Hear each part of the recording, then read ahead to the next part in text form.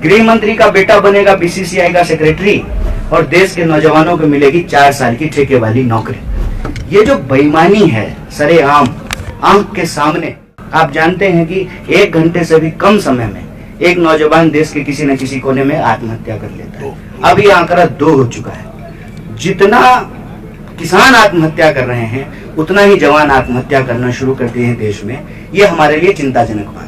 इसीलिए मैं आप सबके माध्यम से यह सवाल उठा रहा हूं कि अगर इस देश के गृह मंत्री के बेटा को बीसीसीआई का सेक्रेटरी बनाया जा सकता है, मतलब गृह मंत्री का बेटा बनेगा बीसीसीआई का सेक्रेटरी और देश के नौजवानों को मिलेगी 4 साल की ठेके वाली नौकरी। ये जो बेईमानी है सरेआम आंख के सामने, देश का मुद्दा भटका करके देश की संपत्ति जो बेची जा रही है, इस बेचने के खिलाफ यह भारत जोड़ो न्याय यात्रा न्याय को बचाने की लड़ाई है। इसीलिए हम इस देश के नौजवानों से अपील करते हैं कि यह यात्रा एक वैचारिक यात्रा है, हक और अधिकार की यात्रा है, यह न्याय की यात्रा है। अगर आप महसूस करते हैं कि आपको आपकी योग्यता के हिसाब से काम नहीं मिल रहा है, क्यों? क्योंकि आपके परिवार के लोग राजनीति में नहीं हैं, आपके परिवार के लोग प्रधानमंत्री के दोस्त नहीं हैं, तो आपको अपने हक और अधिकार के लिए संघर्ष करना पड़ेगा।